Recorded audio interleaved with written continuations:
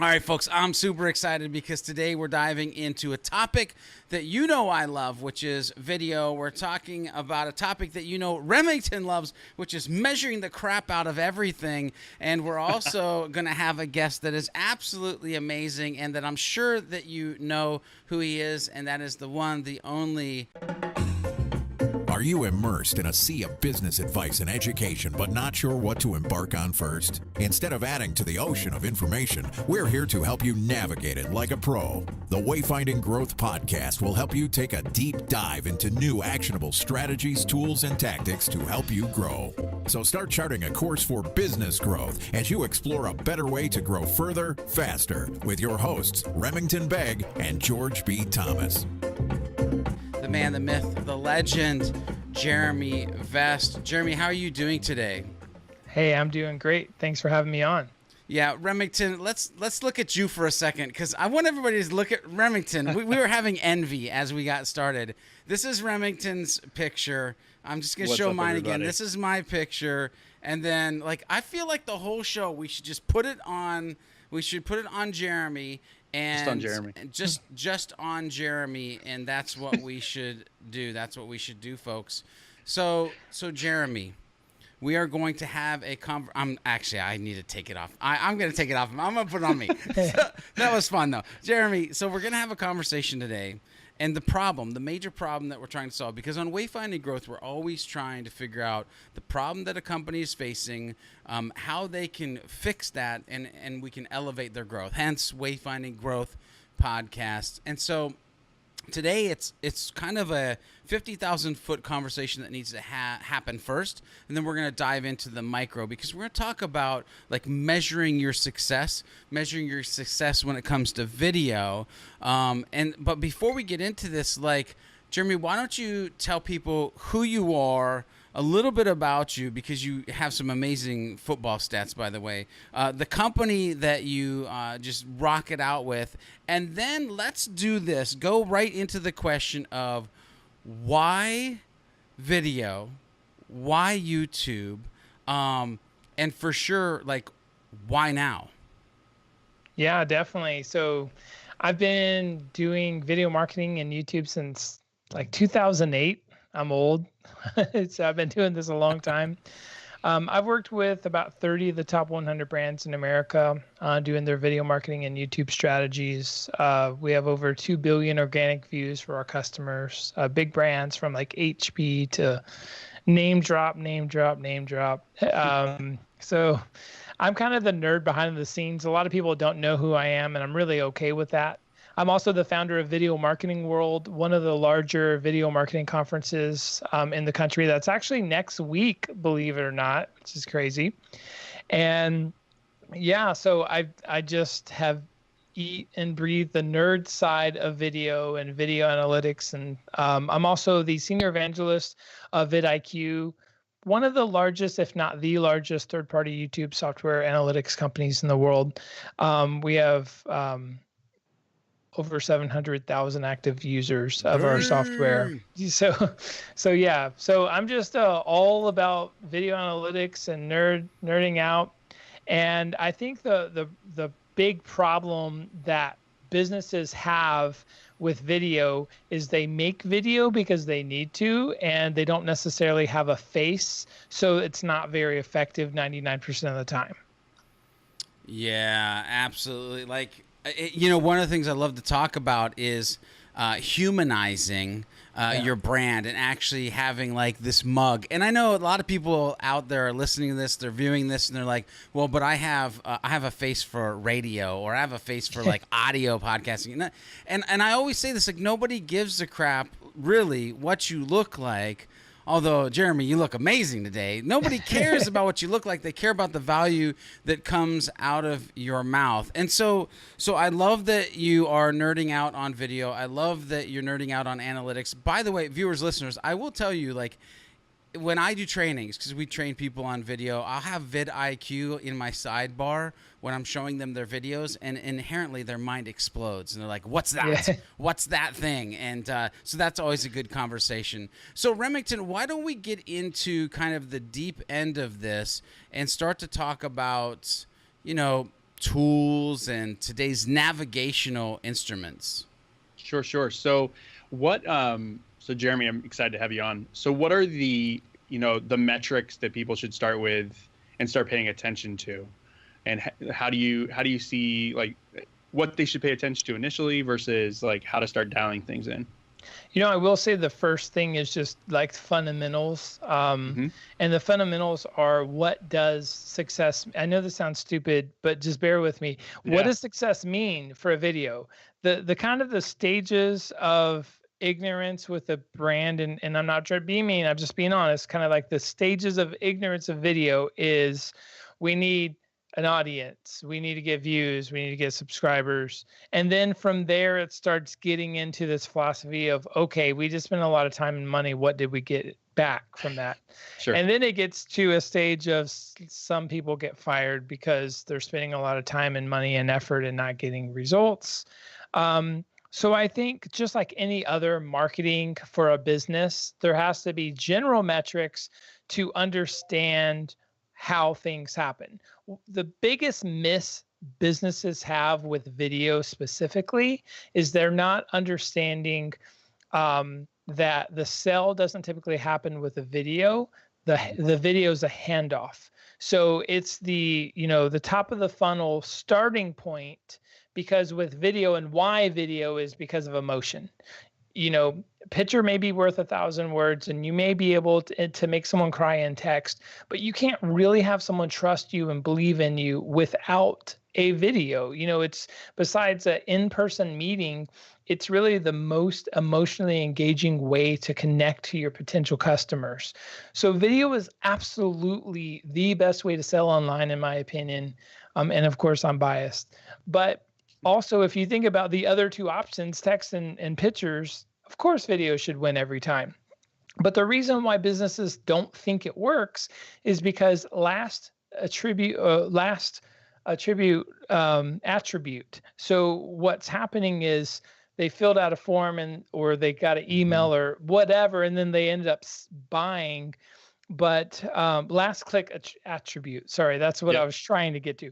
But what they're not realizing is the handoff, the virtual shake of a hand happened, a year earlier when they were introduced to your first video. So video is very powerful from a sales perspective. I don't really think it can be beat, but people just don't get the analytical side and how to, how to look at the data properly. So you need to really understand the pathway of how people started seeing you to begin with, and how they ended becoming a customer. And once you understand that path, I think all the other metrics don't mean that much, honestly. Wow. That's awesome. So go ahead. So hang on. So he's using my language, multi-click attribution, knowing data. Like, this is super awesome. So I'm really excited you brought that up, and that's a really great point too. The fact that a lot of marketers are being measured on that last click, not necessarily the journey between the two. So that's huge. So great job pointing that out. So that's not fair, though, because I was going to say that he was using my language. Because when he talked about making people cry in text, I was like, I thought I was the only guy that did that, because they looked at my spelling and my grammar, and they just were weeping at what I had tried to write on the page. No, what's funny, though, is my language, for real, listeners and viewers, is, Jeremy, you said that it evokes an emotional response, right? It's so easy to kind of tie into who you are and who they are and the problem that you're trying to solve for them, or, the beginning of the relationship. And I love that we started to talk about this as a top of the funnel strategy. I totally think that in further conversations, we could talk about top, middle, bottom of the funnel. But I'm really curious, because this is our tool section. I want to dive into vidIQ or other tools. It could be wherever you want to go with this. But what are the tools that these folks who are going to be leveraging video for their company need to inherently have and start to use? So we like to say at vidIQ that the creators go through a journey, and there's a lot of aspects to creating videos. You have the tech side where you're actually editing and you're shooting videos. All of that stuff's difficult, right? unless you're like a 13-year-old, and then you're really good at it. Just inherently, you're just born with that. So you have that part of the journey. And then you have the social media journey, where you're posting things to Facebook, YouTube, Instagram, Snapchat. And then you have the, aftermath journey, where you're trying to decipher, how did your ads do, and the analytics and conversions and all that stuff. So to me, like, you just have it's almost like a circle of life with a video, and there's just so many aspects and parts to that circle. So you have to make content people want to consume. You can't just tell people about your new widget, because no one gives a crap about your new widget. And with over 500 hours uploaded every minute to YouTube, you have to find a captive audience that actually cares about what you have to say. So the first thing I would honestly say is you need to make content people care about. The easiest way to do that is to answer questions people are asking. That's the easiest way for any business to get started on YouTube and other social media platforms, is to answer video questions people are asking. Then imagine that all of your analytics are different now, right? Because if you're giving true value and you're answering questions people are asking, then your audience is going to grow better and everything's going to be better. If you start from a perspective of just telling people about your widgets, then you've already failed, and you might as well not do video at all, like 0% of the time. So from there, let's get into one of the journeys. Is when you upload videos specifically to YouTube, you need to understand what people are searching for. You can use a tool like vidIQ to really understand the search intent and what people are searching for, and use the right tags, titles, descriptions, and playlists and thumbnails to really make the content that you're producing match the intent of search that people are searching for. So that's where a tool like vidIQ really comes to play. We help you understand what people are already searching for, what tags, titles, and descriptions and playlists you use, and then boom, you're able to match that content and make content around those ideas. And then you also have all these other really cool companies that, for brands like Vidyard and Wipester and some of these other companies out there, that have analytics that track back into your CRMs and CMSs. Yeah, absolutely. So I love the fact that, it's funny. We did have a conversation about tools, which is great. And I love the fact that the first tool, if I summed it up, was like your brain. And actually paying attention to your audience and the questions that they have. But then the second part of conversation around the tool, Jeremy, that I really heard was, most of you think that this is complex. However, there is a tool that can simplify what you think is complex and make it easy to understand the intent of the searcher, the conversation that you should be having. And by the way, a lot of this section ties back to the fact that, like, if you're not focused on human first, just don't hit the record button. But if you can, widget first, just write me a letter.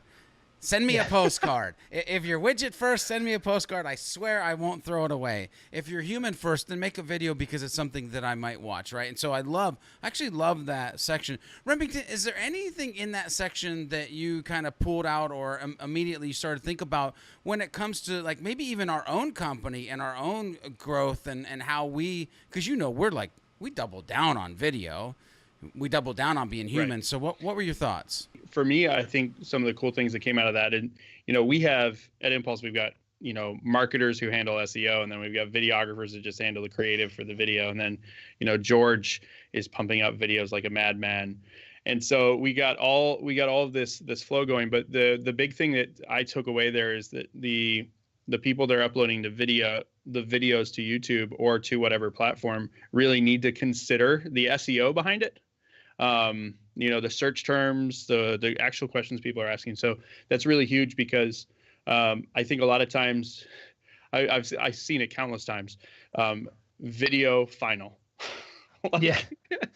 In the title, Well, videographers hate me most of the time, even though I am a videographer.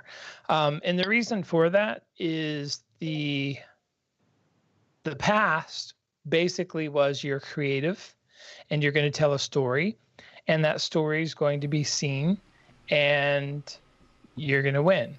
Now, it's more about I'm looking at my cell phone with my tablet open and maybe my desktop computer behind me, and you have about 2 seconds to grab my attention. So one of the reasons most videographers hate my guts is because I tell them every single thing they're doing is wrong. And beyond that, I have more stuff to say. So and the truth is media has changed so much that traditional thoughts of videography and how people consume content is wrong. It is just absolutely wrong. Unless you have a series on Hulu, Netflix, or Amazon Prime, you're probably not. People don't consume YouTube and Instagram and Facebook video the way they consume watching a 30-minute show. And I would say that most of the time, social media and marketing people should actually dictate what videos should be made. And videographers should have a formula to understand when people are leaving and exiting the videos. I wouldn't give a videographer in general, a traditional videographer, not a new age kid that understands social media, I would not give them carte blanche to say, hey, go tell a good story. Oh, snap. Oh, so there's so much I want to say to this because Jeremy, again, speaking my language on this, like, one of the things that I always try to pay attention to when we're creating video is the fact that there are some inherent things that need to happen. One, it needs to be super helpful immediately. The other thing is, by the time they get done watching the video, I want them to be happy, meaning I've made them smile, I've made them laugh by adding some type of humor in that video. And it's not so much about the story, but it's about the solution to the thing that is the hurdle in their life at that moment. And I make a lot of micro content around HubSpot and actually how to use the tool and things like that.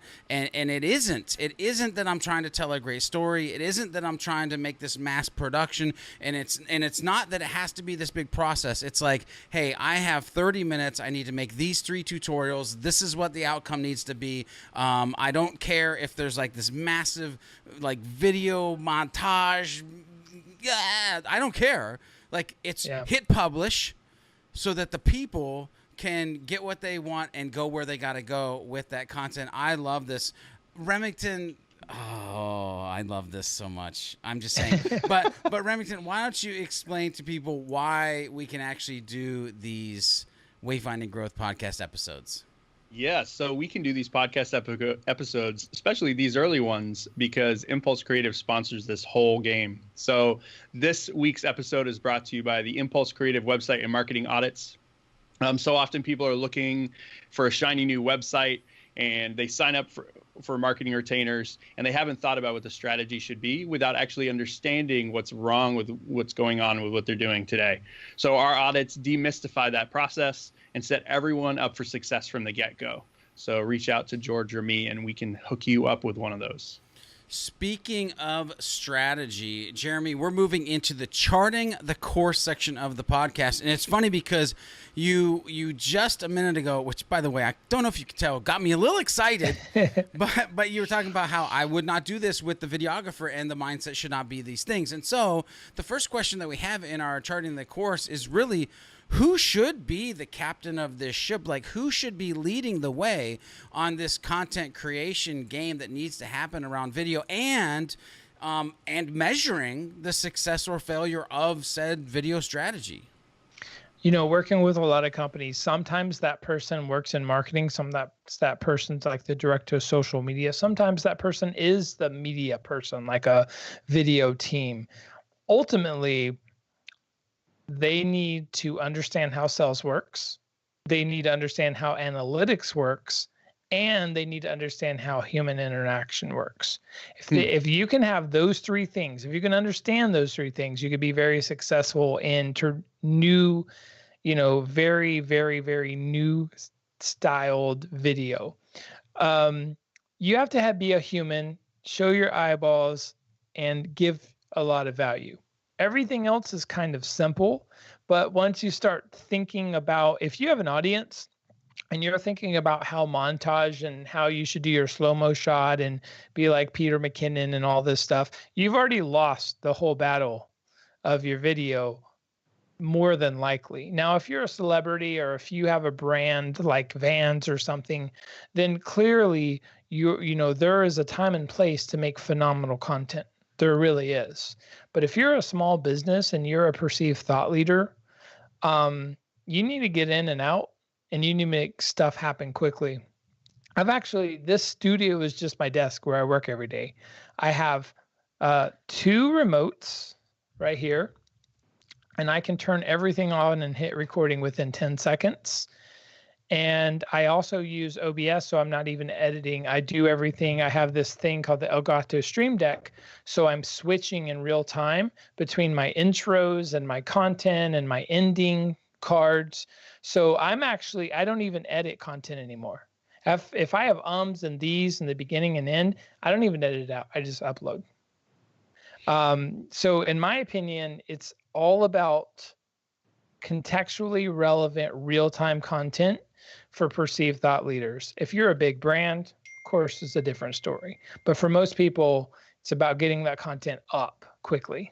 We have very similar mindsets in regards to creating the video, so that's really cool. So where do you find, so you mentioned larger companies might be a little different, so maybe you could break this up between larger companies and like more smaller business, if you have experience in that area. But where are companies journeying or getting started in their journey right now, when you have those conversations with them?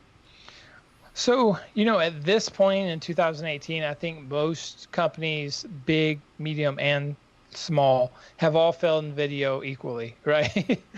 The bigger companies are spending $50,000 to make stuff people don't want to watch in general. The smaller companies are making content that may not have great audio or video, or may make someone nauseous because it's all over the place. And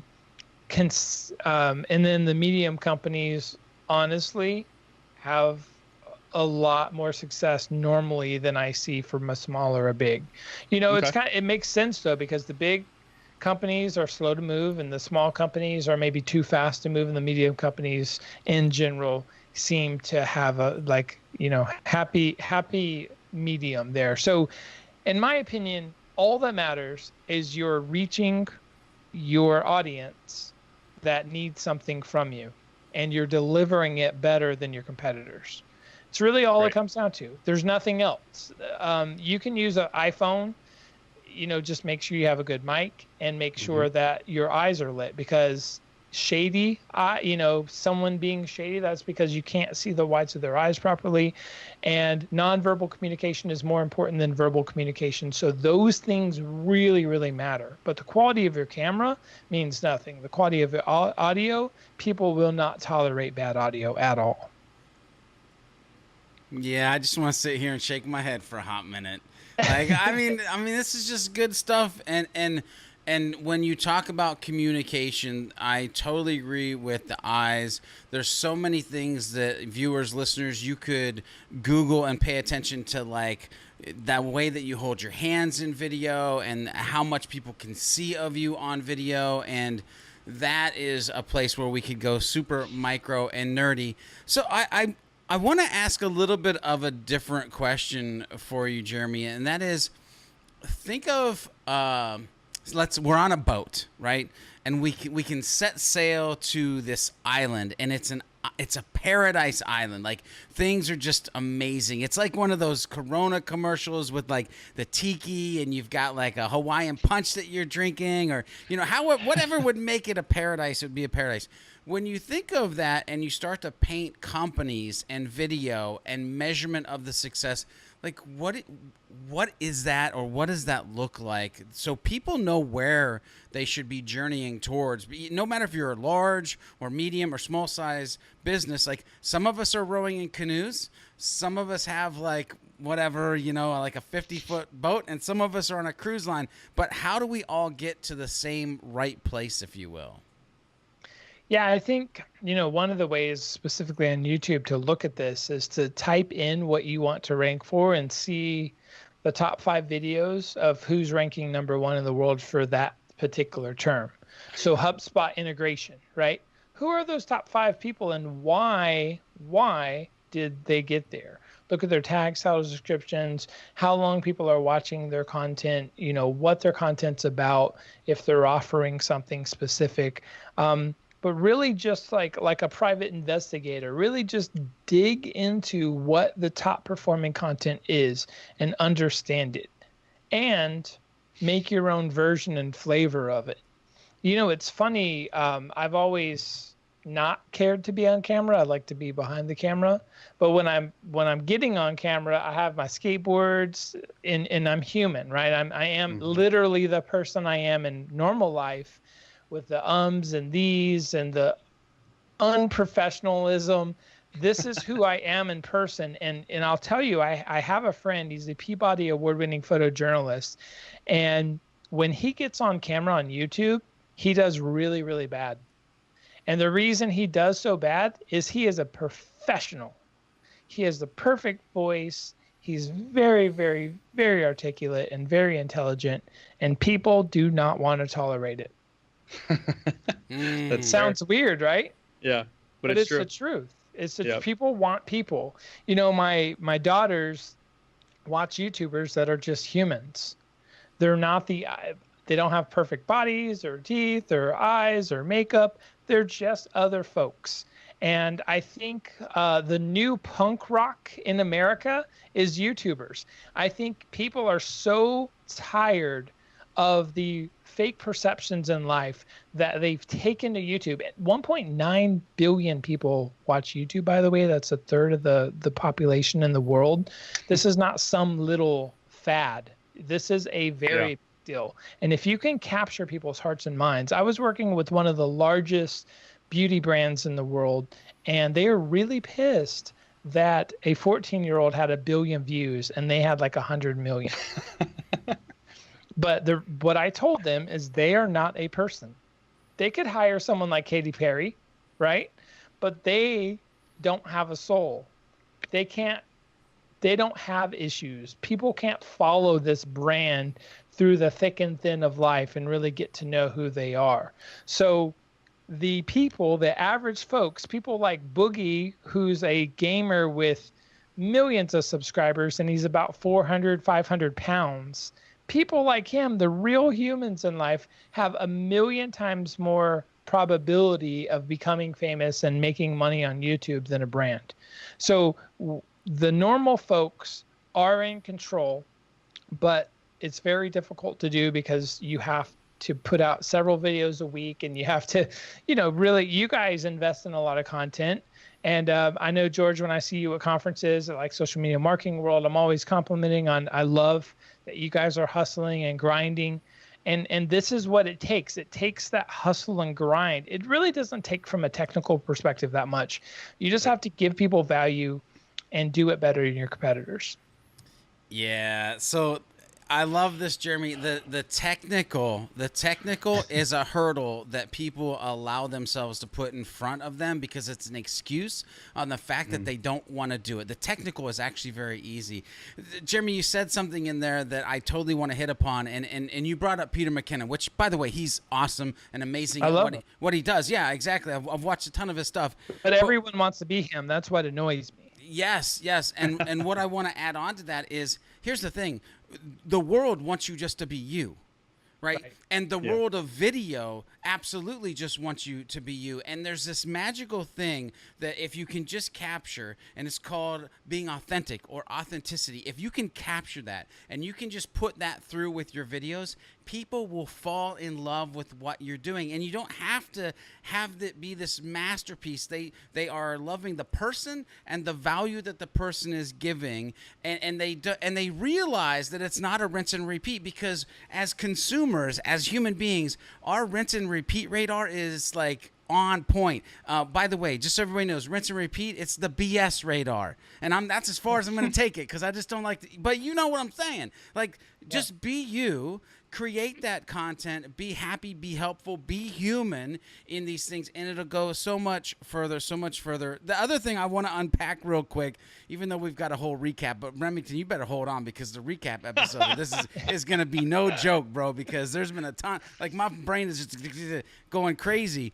When I asked you the question about sailing to the island, and I was writing down as you were going, and what I heard you say was that, well, first of all, you have to find your island. You Google it, right? Then you see who's already on the island, what they're doing on the island, and then you figure out how you can be you on the island. That is the way that you can be successful in this. Remington, mind blown. What's next? You better take over. I need to shut up. Holy mackerel.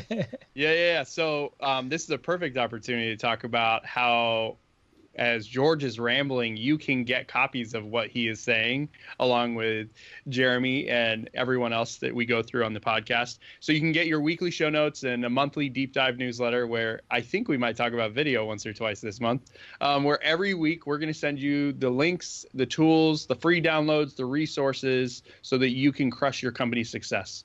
So check that out. Sign up. It's on every page of our website regarding each of these episodes. You go to wayfindinggrowth.com. And viewers, listeners, you know this is where I get excited. Jeremy can get excited too, because this is where he gets to take a nap or take a drink or just relax, because we're heading into the section of this Captain Killing It, where we talk about somebody who is either doing something amazingly awesome or #fail on the interwebs. Remington, I see this week you have somebody that you want to mention on the Captain Killing It section. Brother, take it away. Yeah. So it's got to be almost a year now. You spoke, George, at a digital mastermind group, and you talked about video there, and there was a awesome person there, Jennifer Denny from Elevated Marketing Solutions. And it's funny, this really ties in quite well. So she is like an absolute pay-per-click ninja. And so she does really well for her clients. And she had so much information in her presentation. I was like, you have to start unpacking this in bite-sized pieces. So this goes to what Jeremy is talking about on today's episode. But when I saw the topic and what we were going to be talking about today, she actually just put out there, she's been doing videos. I think she's doing a few a week, and they're ultra specific about a singular pain point. And, she's seeing some actions, and it's just really cool to see someone who was like, oh, hell no, I'm not getting on video, to whatever, I'm just going to do it. Right. And she's doing really great, because she's providing that value, as Jeremy was saying before, and she's starting to see that return. So I think that this is a great opportunity to give a shout out, and hopefully she finds some value in this episode too. You go, girl. The Bermuda Triangle. Gotta love it. Gotta love the Bermuda Triangle. It's not really a fun place. It's like things get lost, like my keys and my cell phone, and I don't know if my kids borrow those things, but yeah, ships and planes as well. So, Jeremy, this is where we talk about what possibly could go wrong when it's video and measuring and companies, and we might have to do a 24-hour episode just on this section. I'm just kidding. But when it comes to this, why do most, and not that it is impossible, but why do most companies or most people feel like this is impossible for them to journey out and do? I think you have social media, you have web stuff, you have SEO, you have analytics, you have pay-per-click, you have all these things that have honestly been around 15 plus years now. I think the honest question or the honest answer is video is the hardest, because it takes a lot of thought and work. You can go get a graphic designer to make an image. You can hire a writer to make a branding statement or a offer, but a video is real. You can read stuff, but it's going to suck. You just read off a chart or whatever. So I think the reason video is hard has nothing to do with technology, nothing to do with the expensiveness of cameras. It has all to do with the fact that you have to put yourself out there to the world unfiltered. And people are terrified of that. what's weird is I even had this problem for a long time. I would speak to 600, 700, 800 people in an audience, at these big conferences like VidCon and Social Media Marketing World. But then I would get on camera and I would just look like deer in the headlights. I don't know why I had this thing. That was me. A lot of people have this thing. It's weird to just stare at a lens. It's not a natural thing to do. Evan Carmichael, one of my mentors, he told me, he has like 1.4 million subscribers, by the way. So for those of you that don't know him, he told me, I skateboard. I'm 42 years old. I skateboard every day. And he's like, how many times did it take you to Ollie? I was like, I don't know, 10,000 before I got good at Ollieing.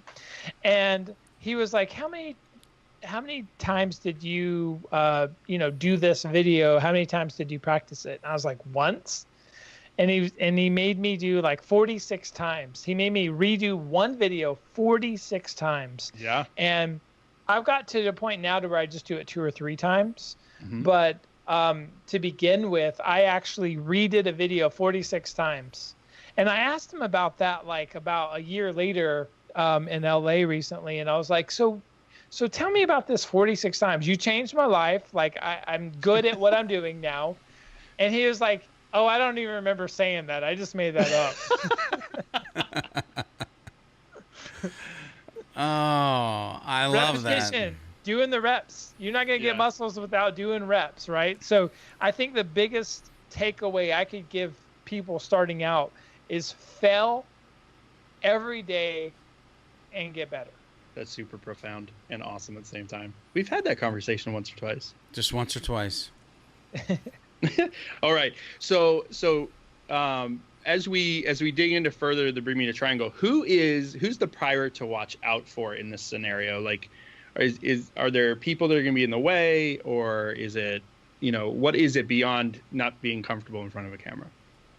Well, I think that YouTube specifically is the second largest search engine in the world, and 51% of the time, a video SERP or search engine result happens in Google.com. Also, there's this new concept of a YouTube 3-pack. So when you type in a question on Google.com now, you're starting to get more and more snippets and more videos. Mm-hmm. So the real problem a lot of traditional brands are going to have very quickly, if they're not already facing it, is their Google results pages are going to be inundated with video answers. Mm-hmm.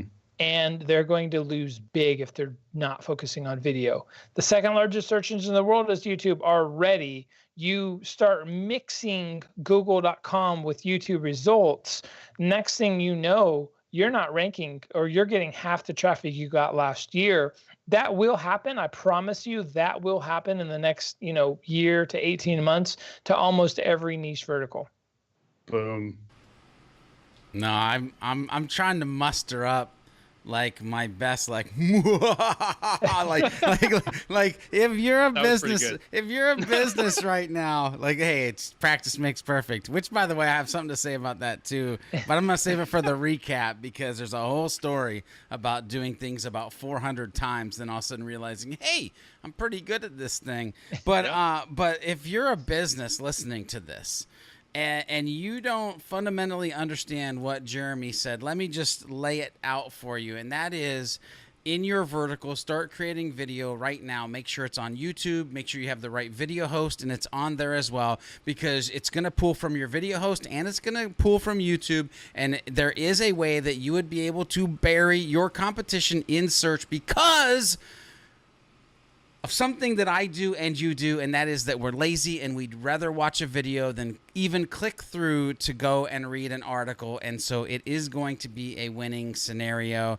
Jeremy, super curious, if people want to reach out to you, if they want to learn more, where do you want to send them? Also, I know it's only a week away, but please promote the crap out of your event, as well as maybe next year, if we're going to do it again, we can help you promote it next time, but just lay it out there for them. Sure. If you're around Texas, in the Texas area, it's going to be in Dallas, the Gaylord Texan. It's called Video Marketing World. We're bringing in 36 of the best guys in the world. Daryl Leaves, Tim Schmardo, Roberto Blake. Like, literally, these guys have over 30 billion organic views. So I'm bringing in, like, you look at any of these conferences, any of them, and compare our speaker lineup, it's pretty off the charts. So we're bringing in the top dogs, and it's actually really affordable. Tickets start at like $300, and it's at a resort, the Gaylord Texan. So just go to vidpow.com to check that out. And you can find my little new YouTube channel at youtube.com/Jeremy Vest. I just focus on thumbnails. I'm a niche of a niche of a niche, just focused on thumbnails. Pretty funny. I've already got almost 4,000 subscribers in about 12 weeks. So definitely check that out. Boom sauce. Yeah, niche marketing. Again, recap episode. Finding your niche. Do you want to do that now? I'm just kidding. We should just do it now, but no. So, viewers, listeners, I want to thank you for being part of the community. Remington obviously thanks you for your listenership, your viewership. If you are watching this on YouTube, make sure you hit the subscribe, the bell, all of those things. Make sure you check out our Facebook page. You know, we want to just engage with you as a community. Also, if you're on the go like all of us are, make sure you leave us a 5-star review on the iTunes, where we have audio and video podcasts for you to watch. Until next time, folks, make sure you are doing what you can to leave the dock of mediocrity and set sail to that sunset of success.